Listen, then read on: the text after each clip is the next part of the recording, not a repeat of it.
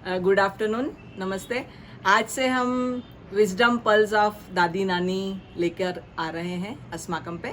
और हमारी जो सबसे पहली विशेष अतिथि हैं आज, वो है मेरी माँ संपदा परसाई।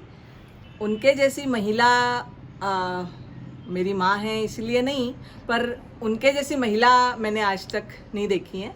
हम लोग मैं हमेशा उनका जब जीवन देखती हूँ तो मुझको हमेशा लगता है कि जो बड़े बड़े यदि वो कॉरपोरेट वर्ल्ड में होती तो कोई भी बड़ी कॉरपोरेट की बड़ी सीईओ होती और सारी चीज़ें इतने अच्छे से मैनेज करती।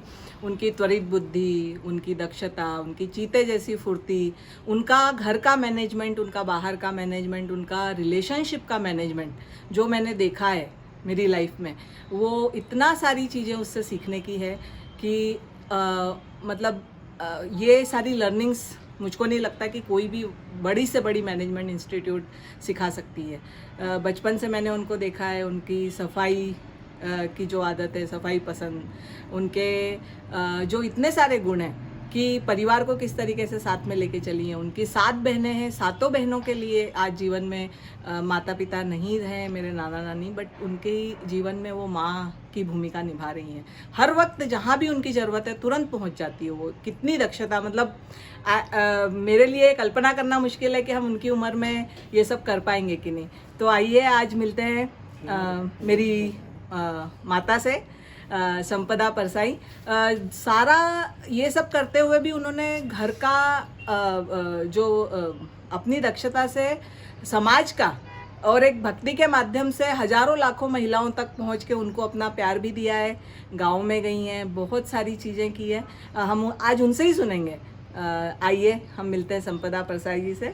और आज के जो हम लोग लाइव जा रहे हैं तो हम अस्माकम से मेरा सोचना ये है कि यदि हम लोग ग्रैंड किड्स या जो उनके पोता पोती, नाती और नातिन हैं, वो यदि उनसे एक कन्वर्सेशन स्थापित करेंगे तो बहुत अच्छा रहेगा। So let's listen to the first guest of our wisdom pulse of dadis and nanis, Sampada Parsai. हमारा फर्स्ट एपिसोड है विजडम पल्स ऑफ दादीज और नानीज का, और सबसे पहली हमारी गेस्ट है आज मेरी नानी, जिनकी मैं सबसे लाडली हूँ, बोलना नहीं चाहिए पर हूँ। तो आज उनके साथ है और कुछ सवाल थे जो आपसे करने थे। तो सबसे पहले तो मेरा सवाल था कि ऐसे विश्वास अभी होता नहीं है पर आप भी कभी छोटे तो होंगे ही, और जैसे हम हमारी दादी दादा नाना नानी के साथ बड़े हुए, वैसे आप भी आपके दादी दादा नाना नानी के साथ बड़े हुए होंगे। तो उनकी लाइफ से एक एक क्या सीख है जो अभी तक भी आपको काम आ रही है, या पूरी ज़िंदगी में आपको जो काम आई हो, तो ऐसी क्या उनसे क्या आपने, एक तो आपका उनके साथ बचपन कैसा रहा और क्या आपने उनसे सीखा जो आपको अभी तक भी काम आ रहा है? मेरा बचपन बहुत संपन्न था, क्योंकि मेरे साथ में मेरे दादा दादी और संयुक्त परिवार था। चाचा चाची बुआ सबके बीच में हम बड़े हुए, सब भाई बहन। और मेरे दादा जो थे और मेरे पिताजी दोनों फ्रीडम फाइटर रहे। और जब वो आंदोलन की लड़ाई में, स्वतंत्रता आंदोलन की लड़ाई में 11-11 महीने जेल में जाते थे, तब मेरी दादी ने पूरा परिवार को संभाला। तो मेरी दादी भी कम पढ़ी लिखी थी, दूसरी तीसरी तक पढ़ी थी, लेकिन इतनी बहादुर और इतनी इंटेलिजेंट महिला थी कि उनके जीवन से इतना सीखने को मिला। दादाजी के जीवन से, हम लोग छोटे छोटे थे तो जब हमारे दादाजी देश आज़ाद हो गया तो इतना उनको था कि मेरी माँ जब शादी होकर के आई तब वो होलकर स्टेट के प्राइम मिनिस्टर थे। और इंग्लिश कोई टीचर थी, लेडी थी, मिसेस ब्राइस, वो मेरी माँ बताती थी, वो घर में उनको पढ़ाने के लिए आती थी और उनकी इंटर की पढ़ाई होलकर कॉलेज से उन्होंने पूरी करवाई। और जिस दिन देश आज़ाद हुआ, घोड़े पे मेरी माँ बैठी थी झंडा लेके जुलूस में। तो शुरू से ये स्त्री और पुरुष का भेद एक तो घर में नहीं रहा। और तुम महिला हो तो तुम्हारे जिम्मे सिर्फ घर का काम नहीं है, सिर्फ बर्तन चौका झाड़ू पोछा या तो बच्चों को पालना बड़े करना, ये आपकी जवाबदारी नहीं। समाज के लिए, देश के लिए, इसके लिए भी आपकी कुछ जवाबदारी है। ये परिवार में बचपन से ही था। तो वो सब जो संस्कार मिले कि दादाजी हमारे देश में आज़ाद हो गया, फिर विनोबा भावे के इसके भूदान आंदोलन से जुड़ गए। तो उनके साथ में कहीं भी जाते थे तो मैं और मेरे छोटे चाचा जाते ही जाते थे। तो वहाँ से भी बहुत सारी बातें उठाने को मिली। और मेरे दादाजी जो थे, हमारा इतना डिपेंडेंट सबको बनाया। घर में पूरा आश्रम पद्धति से अपने बर्तन मांजना, हम छोटे थे तो अपने कपड़े धोना, अपना रूम साफ करना, अपने साथ साथ में सिर्फ अपना नहीं, एक एक छोटे भाई बहन, जॉइंट फैमिली थी तो एक एक छोटे भाई बहन को नहलाने से, उनकी चोटी करने से, उनके कपड़े धोने से, वो सब जवाबदारी भी एक एक को दी जाती थी। छोटा सा हमारा एक बहुत बड़ा फार्म हाउस में हम रहते थे, लेकिन बॉर्डर पूरी बना के एक छोटा सा गार्डन हम लोगों से बनवाया गया, जिसमें छोटी छोटी खुरपी, छोटी छोटी हंसिया, छोटे छोटे झारे पानी देने के, वो सब हमारे लिए अलग से आए। और वो हमसे कहते थे, ये आपका बगीचा है, इसमें आपको क्या बोना है, आपको क्या अच्छा लगता है, वो हमसे करवाते थे। बचपन में हमको 5 अध्याय तक गीता के श्लोक मुखाग्र, रोज गांधीवादी परिवार था तो प्रार्थना होती थी सवेरे सवेरे स्थित प्रज्ञ की, शाम को स्थित प्रज्ञ, सवेरे ईशावास्यम। तो 5-5 श्लोक हमको मुखाग्र करने पड़ते थे रोज। और 1 वीक के बाद में हमसे पूछा जाता था कि बताओ दूसरे अध्याय का 5वां श्लोक कौन सा है। ऐसा नहीं कि सीरियल से आपने बता दिया। और वो जब हम बता देते थे तो हमको एक एक मुट्ठी बादाम काजू मिलता था, और नहीं तो फिर खड़े होके सबके सामने 10 बार उठक बैठक। तो स्वावलंबन का। फिर मेरे दादाजी ऐसे थे कि हमारे घर में नौकर चाकर थे, तो दीपावली पे उनके बच्चों के लिए सबसे पहले कपड़े आते थे, उनके कपड़े पहले आते थे। और खाना भोजन जब बनता था वार त्योहार, तो पहले उनकी थाली जाती थी। पहले जब नौकरों के घर में, और नौकर भी कह नहीं सकते थे, भाई करके बोलते थे, वो हम लोग भी काका और काम वाली बाई को मासी करके बोलते थे। तो ये सब संस्कारों का खजाना ये दादा दादी नाना नानी की यूनिवर्सिटी से। मेरे नाना संस्कृत के शिक्षक थे और पुराणों के प्रकांड विद्वान थे। वो भागवत करते थे, उसके बदले में वो भी कुछ नहीं लेते थे। और 7-7 घंटे एक बैठक पे बैठ के, बिना कोई संगीत आज जो चलता है उस तरीके से नहीं, लेकिन लोगों को सच्चे रूप में भागवत का अर्थ मालूम हो ये। और हमारी मौसियों को और मेरी माँ को भी शिक्षा उन्होंने लड़कों के बराबर ही दी। तो ये जो, और लड़कियों पे इतना विश्वास कि कहीं भी जाए तो उनको चिंता नहीं थी होती थी। पहले हमारे दादा दादी हो, माँ बाप हो, चाहे नाना नानी हो, कि हमारे बच्चे कुछ गलत संगति में पड़ेंगे या गलत कुछ करके आएंगे, इतना बच्चों के ऊपर विश्वास। तो वो सब उन्होंने जो हिम्मत दी, संस्कार दिए, वो आज भी। दादी कहूँ तो मेरे जीवन में मेरे ऊपर सबसे ज़्यादा असर मेरी माँ और दादी का पड़ा। पिताजी भी सार्वजनिक जीवन में थे, बाहर ज़्यादा रहते थे, बहुत सारी सार्वजनिक संस्थाओं से, सहकारी संस्थाओं से जुड़े हुए थे। तो और वो जो मेरी दादी थी, उनके जीवन में हम जो कहते हैं ना, आज हमारे की दादी नानी की यूनिवर्सिटी, तो लाइफ मैनेजमेंट, कैसे रिश्तों को खड़े करना और उनको निभाना। क्योंकि पहले इतना छोटा मैं और मेरा पति और मेरे 2 बच्चे, ऐसा परिवार नहीं होता था। मेरी दादी के बहनों के भाइयों के बच्चों के बच्चे तक हमारे घर में आते थे। तो इतना बड़ा सामूहिक हमारा परिवार हो जाता था। छुट्टियों में सब साथ में खाते थे, साथ में खेलते थे, लेकिन डिसिप्लिन जीवन में। तो वो दादी ने life management, money management, economic, घर में 5 जॉइंट फैमिली थी तो 33 पर्सन्स हम लोग घर में थे। तो 4 चाचियाँ और मेरी माँ और मेरी दादी। मेरी उम्र जब 56 साल की हुई तब तक हमारा सामूहिक संयुक्त परिवार था। पर मैंने मेरी कभी चाचियों को और माँ को लड़ाई झगड़ा करते नहीं देखा, या तो काम बांटे हुए नहीं देखा कि ये काम कौन करेगा और ये काम कौन करेगा। इवन मेरे बच्चे भी ये जानते नहीं थे कि मैं, वो सबको बताते कि हमारे इतने मामा है और इतनी मासी है। उनको मालूम ही, बहुत बड़े हो गए तब तक मालूम नहीं था कि माँ और ये 7 सिस्टर्स हैं, ये चाचा के हैं, ये इनके हैं। उसी तरीके से ससुराल में भी उनको मालूम नहीं था कौन से चाचा के हैं कि कौन से किसके हैं, पापा के, अंकल के बेटे हैं। तो पुराने समय में रिश्तों का बहुत महत्व था। मनी मैनेजमेंट, जी, लाइफ मैनेजमेंट, टाइम मैनेजमेंट। मेरी दादी हमेशा सिखाती थी कि एक काम में 10 काम कैसे कर सकते हो आप। एक काम करते करते आपको उसी में पूरा नहीं डूब जाना है। जैसे आपकी चाय उबल रही है तो उस समय वो चाय में खड़े होके सिर्फ चाय उबालने के लिए आपको खड़े नहीं होना है वहाँ पे। उस समय आप बर्तन जमा सकते हो, उस समय किचन की डस्टिंग कर सकते हो, किचन को साफ कर सकते हो।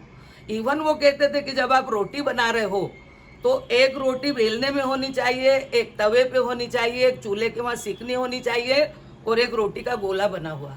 इतना शिक्षण, काम का भी, वर्क मैनेजमेंट, लाइफ मैनेजमेंट, तो हमारे जीवन में इसका बहुत असर पड़ा है।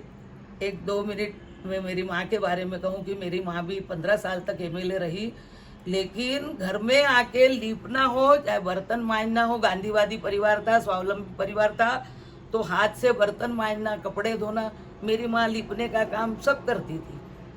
सामाजिक इतने कार्य में आगे होकर के भी सब काम हाथ से होता था। तो ये सब बातों का जीवन पे प्रभाव पड़ा है, बहादुरी का।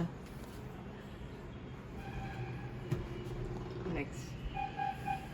तो मेरा दूसरा सवाल यही था कि जैसे फिर आपने भी आपके बच्चों को आपने कैसे बड़ा किया, या उनकी परवरिश में ये सारी चीज़ें क्या थी जो आपने ध्यान रखी, कैसे उनको बड़ा किया? बच्चों को मैं सोचूं तो परिवार के ऐसे संस्कार थे कि गर्भ में लाने के साथ साथ गर्भ से ही संस्कार देने का जो काम था वो मेरी दादी और नानी सिखाती थी कि बच्चा गर्भ में आए तब से आपको क्या खाना है, कैसा सोचना है, कैसा रहना है। ये सासू जी भी और मेरी दादी नानी भी और माँ भी, कि आपको कौन कौन सी बातों का विचार करना है। आप जैसे होंगे वैसे आपके बच्चे बनेंगे, आप जैसा सोचोगे वैसा आपके बच्चे सोचेंगे। तो वो बच्चों का दुनिया में आने से पहले ही उनको लाने की ट्रेनिंग शुरू हो जाती थी। और मैंने मेरे बच्चों को यही सबसे पहले तो आए इस दुनिया में, तो जो मेरे माँ बाप ने सिखाया था, मैं ऐसे आगे बढ़ नहीं पाई बहुत, जो आज की दुनिया में जिसको बढ़ना कहते हैं, लेकिन मुझे लगता है कि मैंने सफल जीवन जिया है। तो आप दुनिया में आए हो तो आप इसलिए नहीं आए हो कि लाखों लोग जैसे कीड़े मकोड़े जैसे आके मर जाते हैं। आपका जन्म किसी विशेष उद्देश्य से हुआ है। आपको जाओ इस दुनिया से तो ऐसा कुछ करके जाना है कि आपको लगे कि आपने सफल जीवन जिया है। तो वही संस्कार, वही स्वावलंबन के विचार, और हर दृष्टि से घर में, मेरे घर में भी नौकर चाकर होते थे। मेरे बच्चों को भी मेरे पति हमेशा कहते थे कि बच्चों को 24 कैरेट सोना बनाना है, कहीं भी फेंको वो खड़े होना चाहिए और मजबूती से खड़े होना चाहिए। तो मैं तो मेरी बेटी और बेटे के विषय में भी कहती हूँ कि मेरे बच्चों को अगर जंगल में जाके 4 पत्थर पे भी खाना बनाना पड़े और हाथ से मजदूरी करके भी खाना पड़े तो मेरे बच्चे पीछे हटने वाले नहीं हैं। ऐसे उनके पापा के भी संस्कार थे, बहुत बढ़ाए उन्होंने अपने बच्चों को, अच्छे संस्कार और अच्छे विचार, और इस दुनिया में कैसे हम जिसको कहते हैं सरवाइव कर सकते हैं सबके बीच में रह के, प्यार से, मोहब्बत से। उनके जीवन का, मेरे पति के जीवन का भी एक सिद्धांत था, हम झुक के दुनिया को झुका सकते हैं, इसलिए पहले झुकना सीखो, जीवन में नम्रता लाओ। तो बहुत सारी ऐसी बातें थी जो कभी समय की भी वो होती है, लेकिन बच्चों को भी आगे संस्कार देने में पढ़ाई वो करवाते थे, बच्चों को तैयार, छोटे दोनों थे भाई बहन, तो तैयार करने का भी काम एक बच्चे का उनका, एक बच्चे का मेरा, ऐसे हम दोनों ने मिलकर बच्चों की परवरिश की। उसके बाद में जब मेरी उस समय उम्र 34 वर्ष थी, उस समय हमारे पास स्वाध्याय के विचार लेके मेरे पति के एक मित्र आए थे। तो मेरे पति ने कहा कि इससे जुड़ना चाहिए, क्योंकि ये कार्य ऐसा है जो हम परिवार में, जीवन में और आने वाले हर हमारी पीढ़ी तक उसको ले जा सकते हैं। तो उस कार्य और उस विचार के पीछे हम दोनों पति पत्नी ने, जिसको कहते हैं कि गृहस्थाश्रम भी एक आश्रम है, तो आश्रम जैसा जीवन और स्वाध्याय ज्ञान यज्ञ, उसमें दोनों ने कंधे से कंधा मिला करके, मैं कभी पीछे भी हट जाती थी लेकिन मेरे पति ने कभी पीछे हटने नहीं दिया। तो समय, शक्ति और बुद्धि तीनों की आहुति हमने उस ज्ञान यज्ञ में, जितनी हमारी समझ थी और जितना हमको समझता था उस हिसाब से उसमें हमने भरपूर तरीके से अपना सब छोड़ करके भी उस कार्य में हम दोनों पति पत्नी हमेशा आगे रहे। तो वो विचार और वो संस्कार भी बच्चों में पड़े। मेरा बेटा भी 7 साल के लिए विद्यापीठ दादाजी का, जहाँ जीवन का शिक्षण देने की यूनिवर्सिटी है, वहाँ 2 वर्ष का शिक्षण होता था और वो भी बिना डिग्री के।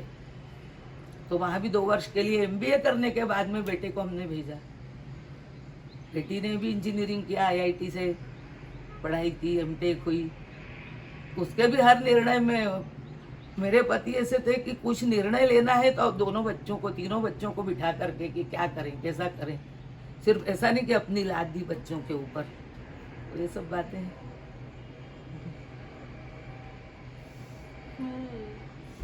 तो एक मेरा जो आखिरी सवाल था आपसे वो यही था कि अभी आज जो हम देख रहे हैं, जैसा हमारा एजुकेशन सिस्टम हो गया है, तो बहुत सारी चीज़ें हैं जिनकी कमी है, महसूस हो रही है। जैसे लोग बाहर निकल रहे हैं इससे, जिनको सिर्फ पैसे से मतलब है या सिर्फ मटेरियल जिसको बोलते हैं उसी में है। कैपिटलिस्टिक सोसाइटी हो गई है, शायद बहुत सारी बेसिक चीज़ें भी आजकल लोगों को करते नहीं आती है। तो ऐसी क्या चीज़ है जो आपको लगता है कि एजुकेशन सिस्टम में हर किसी के होनी ही चाहिए? मुझे लगता है कि आज की परिस्थिति में सबसे बड़ी बात जो है कि हम कहते हैं कि बच्चे की प्रथम गुरु माँ होती है। तो माँ के जीवन का भी बच्चे के ऊपर आजीवन बहुत प्रभाव रहता है। तो माँ के पास जो, और आचार्य भी उसी को कहा है ना, जो आचरण में ला करके दिखाए। तो जब तक माँ बाप अपने आचरण में नहीं ला के दिखाएंगे तब तक हम आशा क्या कर सकते हैं। बच्चे तो घर में जो देखेंगे, जिस विचारधारा के अंदर रहेंगे, वैसा ही सीखेंगे। इसलिए अगर मैं बच्चों को दोष देती हूँ, एक अंगुली उठाती हूँ तो 3 मेरी तरफ आती है। कि मैंने अगर उनको बोलती हूँ कि आज के बच्चे ऐसे हैं, तो फिर मैंने क्या दिया उनको, मेरी क्या जवाबदारी थी। आज ये टीवी के युग में दादी नानी टीवी में उलझी हुई हैं। हमारी दादी नानी ने, हमारी माँ ने हमको स्वतंत्रता आंदोलन की कहानियाँ सुनाई थी, ऋषि मुनियों की कहानी सुनाई थी। मेरे नाना जी पुराणिक थे, तो मैंने बचपन में महाभारत और ये सब रामायण, और ये मुझे लगता है 5वीं 6ठी में होंगी जब उनके मामा के घर में जाती थी, तब वहीं सब पढ़ डाला था। और आज बच्चों को सिर्फ मोबाइल में देखना है, पढ़ना है। हमारे पुराने साहित्य से जो हमारा खजाना है उससे कुछ लेना नहीं है। तो बच्चों को जो हम देना चाहते हैं वो हम अपने जीवन में ला करके दिखाएंगे, तब वो आशा कर सकते हैं कि हमारे बच्चे भी करेंगे। तो जो कहते हैं ना ऐसा कि कुएं में होगा तो बाल्टी में आता है, तो हमको आज की स्थिति में सिर्फ किताबी पढ़ाई नहीं, जीवन की पढ़ाई, रिश्तों की पढ़ाई, समय का मैनेजमेंट, वस्तुओं का मैनेजमेंट, ये सब बहुत सारे मैनेजमेंट है जो सफल जीवन जीने के लिए लाके हम कर सकते हैं। लेकिन आज सिर्फ किताबी पढ़ाई और पैसा किस तरीके से कमाया जाए, तो आज सब जगह हम देखते हैं कि सिर्फ दुख और तकलीफ के सिवा बाहर से बड़ा सुखी दिखाई देता है समाज। क्योंकि मटेरियलिज्म के ज़माने में मटेरियल तो घर में बहुत भर लिए, लेकिन मन के अंदर जो मटेरियल है, सुख और शांति, वो आज दिखाई नहीं पड़ते। तो वो लाने के लिए माँ बाप को सबसे पहले अपने बच्चों का जीवन समृद्ध बनाने के लिए सिर्फ पैसों से नहीं, विचारों से, इमोशंस से, उसके लिए हमको पीछे मुड़ के भी देखना पड़ेगा कि हमारे खजाने में क्या क्या है। और हमारे माँ बाप ने, हमारे माता पिता ने, हमारे दादा दादी, नाना नानी कैसे, अगर उनके पास कुछ भी नहीं था फिर भी जो संस्कार दिए उन्होंने, आज की दृष्टि से देखे तो टीवी नहीं था, फ्रिज नहीं था, सोफे नहीं थे, ये सब जो आडंबर दिखता है कुछ नहीं था, लेकिन उसके बाद भी वो समृद्ध जीवन जीते थे और समृद्ध विचारों के साथ जीते थे। तो वो जब तक नहीं हम जीवन में लाने के लिए उसकी पढ़ाई के बारे में नहीं सोचेंगे, आप कितनी यूनिवर्सिटी खोल लो, कितनी पढ़ाई कर लो, लेकिन मुझे निराशा होती है कि सिर्फ यही पढ़ाई से आदमी सुखी, समाधानी और संपन्न बन सकता है क्या। तो ऐसे समय में मुझे एक छोटी सी कहानी याद आती है जो हमारे दादाजी पांडुरंग शास्त्री ने, हम जब स्वाध्याय से जुड़े थे तब सुनाई थी। तो उस कहानी से भी हम सीख सकते हैं कि जो अच्छे विचारों के जीन्स होते हैं, जब हम कहते हैं ना कि कोई बीड़ी पीता है, सिगरेट पीता है, तो उसके आज तो ऐसे रिसर्च के युग में बैठे हैं कि उसकी 7 पीढ़ियों तक वो जीन्स जाते हैं, जम जाते हैं, उसका असर रहता है, प्रभाव रहता है। तो इसी तरीके से अच्छे विचारों का और अच्छे संस्कारों का भी प्रभाव दिखाई देता है जीवन में। तो छोटी सी बात याद आती, पर कभी कभी ऐसा होता है कि कोई ये भी कहता है कि भाई माँ बाप तो इतने अच्छे थे लेकिन वो बेटा ऐसा क्यों हुआ। तो उसमें बहुत सारे बातें काउंट होती है, उसमें पूर्व जन्म के संस्कार भी होते हैं। इस जन्म से खूब प्रयत्न किया लेकिन अगर पूर्व जन्म के भी कुछ होंगे तो वो भी निकल के आते हैं। तो सिर्फ ये भी कहना वो नहीं है। तो परम पूज्य दादाजी ने मुझे एक कहानी सुनाई थी, हम लोग जब शिविर के माध्यम से बैठते थे उनके सामने, तो वो कहानी कहने का आज मन हो रहा है तुमको। तो एक गांव में एक नगर सेठ थे, और नगर सेठ यानी अच्छे मोटे तगड़े 1.5 क्विंटल वजन वाले, और सेठ है तो गले में 4-5 तोले की कंठी तो होगी। तो बढ़िया सफ़ेद धोती कुर्ता पहने हुए, गले में सोने का चेन मोटा, और अपने दीपावली के बाद का नए साल का दिन था। तो अपना 3 मंजिल मकान था उनका, चंदन का बना हुआ, सब खिड़की दरवाजे उसमें चंदन के थे। नगर सेठ थे, पैसे वाले, पुराने ज़माने के। तो वो 3री मंजिल पे अपने गैलरी में चांदनी में घूम रहे थे। तो नीचे देखा उन्होंने, घूमते तो नीचे भी झांक के देखा, तो एक लड़का 10-11 साल का होगा, वो लड़का भी देखता देखता घूमता घूमता जा रहा था। तो उसने भी ऊपर सिर किया और सेठ जी ने भी नीचे किया, तो दोनों की नज़रें मिल गई। तो बच्चे को हंसी आ गई और मुंह में हंसी दबाए वो चला गया। अब सेठ जी को ये लगा कि ये हंसा क्यों, मैं मोटा हूँ इसलिए हंसा, ये हंसा क्यों, किस लिए हंसा। तो उन्होंने अपने नौकर को, ये होता ही है जीवन में कि हमको देख के कोई हंसे तो हम झट देखते हैं, हमारा मेकअप देखते हैं, हमारे बाल देखते हैं, हमारे कपड़े देखते हैं, कहीं कुछ गड़बड़ तो नहीं है, क्यों हंसा सामने वाला। तो उन्होंने अपने नौकर को भेजा कि जा बेटा वो लड़के को बुला के ला। वो लड़के को बुला के लाया जब नौकर, तो 3री मंजिल में सेठ जी बढ़िया चंदन का झूला था उसमें झूल रहे थे, और लड़का आया सामने खड़ा हुआ। तो सेठ जी ने पूछा कि बेटा किसका बेटा है, तू कौन है। तो पुराने ज़माने में एक रिवाज था, सबसे पहले नहीं कि कौन है तू, क्या है, बेटा तू किसका बेटा है, किसका बच्चा है, कहाँ रहता है। बोले इसी गांव में रहता हूँ, और फलाने रामेश्वर जी हैं, ब्राह्मण हैं जो, उनका बेटा हूँ मैं। अरे तुम रामेश्वर जी के बेटे हो, अच्छा बेटा, तो ये बताओ कि तुम मुझे देख के हंसे क्यों। बोला नहीं सेठ जी कुछ नहीं।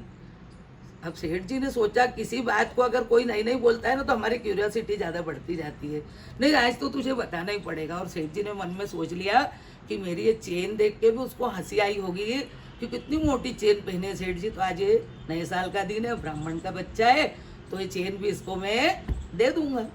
पुराने ज़माने के सेठ जी थे, 5 तोले की कोई बड़ी बात नहीं थी। तो वो बोला फिर भी नहीं, लेकिन सेठ जी ने कहा आज तो तुझे बता के ही जाना पड़ेगा।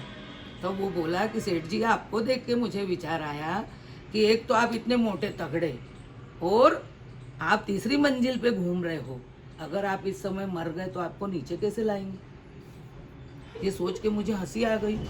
सेठ जी तो सोचने लगे, अरे आज दीपावली के बाद का दिन, इतना अच्छा दिन, और सवेरे का समय, और ये ब्राह्मण का लड़का, इसकी सोच ऐसी मरने का सोचता है। उसने कहा पुराने ज़माने के सेठ जी थे, पुराने ज़माने में अपने बच्चों के साथ साथ दूसरे के बच्चों को भी अच्छा कैसा सोचें, अच्छा कैसे रहें, उसके लिए चिंतन चलता था। कहा नहीं इसके पिताजी को तो बताना ही पड़ेगा कि भाई आपका बेटा ऐसा सोचता है। तो भेजा फिर नौकर को कि जाओ रामेश्वर जी को बुला के लाओ। रामेश्वर जी सोचे, गया खबर देने की भाई आपको बुला रहे हैं सेठ जी। तो रामेश्वर जी भी आ गए, बड़े खुश होते होते, नए साल का दिन है, आज तो बड़ी अच्छी दक्षिणा मिलने वाली है सेठ जी के, इसीलिए तो बुलाया है। गए तो वहाँ बैठा था सेठ जी, झूले पे बैठे थे, लड़का पास में बैठा था। आइए रामेश्वर जी बैठिए, बैठने के लिए कुर्सी दी उनको। तो बोले कि अरे आपका बेटा है, नए साल का दिन है, ऐसा सोचता है, मैं मर जाऊंगा तो मुझे नीचे कैसे लाएंगे, तो कितनी गलत बात है, आपको कुछ समझाना चाहिए इसको, ऐसी सोच नहीं रखनी चाहिए। तो ब्राह्मण को क्या, रामेश्वर जी क्या बोले, ये तो अकल से पैदल है, कुछ अक्ल नहीं है इसमें। अरे सेठ जी आप मर जाएंगे तो 1 पीस में नहीं ला सके तो आपके 3 टुकड़े करके नीचे लाएंगे, उसमें क्या बड़ी बात है। सेठ जी तो बाप रे क्या कर सकते हैं। तो बोला कि आपके किसके बेटे हो आप, रामेश्वर जी। तो बोले मैं गजानन जी का बेटा हूँ। तो बोले गजानन जी ऊपर गए क्या? बोले नहीं नहीं, 90 साल की उम्र है, घर में ही है। तब उन्होंने कहा चल फिर सकते हैं, ऊपर आ सकते हैं यहाँ, नहीं तो हम नीचे जाएंगे। बोले नहीं नहीं, वो आ सकते हैं, अभी बहुत मजबूत है। पिताजी को, दादा को बुलवाया गया, वो बच्चे के ग्रैंडफादर को। जब वो आए तब उन्होंने कहा कि देखो गजानन जी, ब्राह्मण महाराज, आपका ये पोता बोलता है कि मैं मर जाऊंगा तो नीचे कैसे लाएंगे। आपका बेटा बोलता है कि आप 1 पीस में नहीं ला सके तो 3 टुकड़े करके लाएंगे। ये तो आप इस विषय में क्या बोलते हो, कैसे क्या ये सब? तो आप जन्म से ब्राह्मण, कर्म से ब्राह्मण और ऐसी सोच रखते हैं, तो क्या बुद्धि है? बोले तो बोले वो दादाजी जो थे ना, बोले दोनों में बुद्धि नहीं है, अरे इनको कुछ भी अकल नहीं है। बोले देखो सेठ जी, दुर्भाग्य से उनके परिवार में कोई था नहीं नौकर चाकर के अलावा, सब पहले ही भगवान को प्यारे हो गए थे सेठ जी के। तो सेठ जी अकेले थे। तो बोला देखो सेठ जी, आपको नीचे लाने की जरूरत क्या है? ये तो आपकी इतनी बढ़िया चंदन की हवेली है, और अगर आपको 1 पीस में नहीं ला सकते तो 3 पीस भी क्यों करेंगे? अरे सब बाहर निकल जाएंगे और आपकी जो है हवेली, इसको माचिस लगा देंगे। सोचने के बाद सेठ जी समझे कि ये तो जीन्स में ही गड़बड़ी है। ये जो होते ना, अच्छा जो नहीं सोचने का, अच्छा नहीं चिंतन, अच्छा विचार नहीं, कुसंस्कार जिसको बोलते हैं, वो एक जीन्स से दूसरे जीन्स में आते ही हैं। तो इसलिए कहते हैं कि अगर कुएं में होगा तो ही बाल्टी में आएगा। सूखे कुएं में बाल्टी डालेंगे पानी खींचने के लिए, तो उसमें पानी भरेगा क्या, आएगा क्या? बाल्टी में, कुएं में पानी होगा तो बाल्टी में आएगा। तो आज जो हम ये परिस्थिति देखते हैं, इसका जवाबदार कौन? एक अंगुली उधर उठाने से 3 हमेशा मेरी तरफ आती है। कि हम लोग एक भावगीत भी, एक गीत भी गाते हैं, जा रही बेकार जवानी, जा रही बेकार, बचपन में जो देने थे किसी ने दिए नहीं संस्कार। आज संस्कारों के लिए कहीं से कहीं तक पता नहीं है। विवाह हो गया, बच्चे हो गए, बच्चे तो बड़े स्कूल में भेजो, स्कूल के बाद कॉलेज भेजो, कॉलेज में भेजो तो क्या करो, जहाँ से कहाँ अच्छी इनकम होगी, किसमें स्कोप अच्छा है, वो पढ़ाई बच्चों को करवाओ।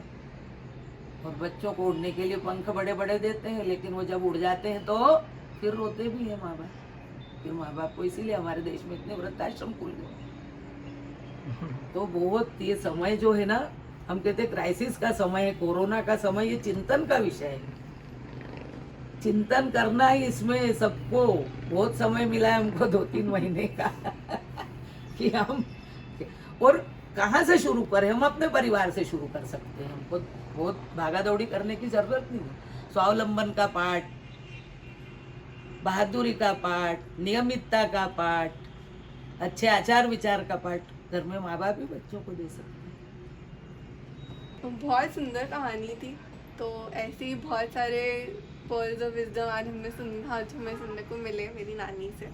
तो सबसे पहले तो नानी को बहुत शुक्रिया हमारे लिए इतना सारा टाइम निकालने के लिए, और आई हमारे साथ बैठी, इतनी बातें करी। और ऐसे ही हम मिलते रहेंगे हर वेंसडे, अलग अलग नानी दादी के साथ में उनकी कहानियाँ सुनते रहेंगे, उनसे कहानियाँ सुनते रहेंगे। तो ऐसे ही मिलेंगे अगले वेंसडे भी 4-4:30 बजे। सी यू, बाय।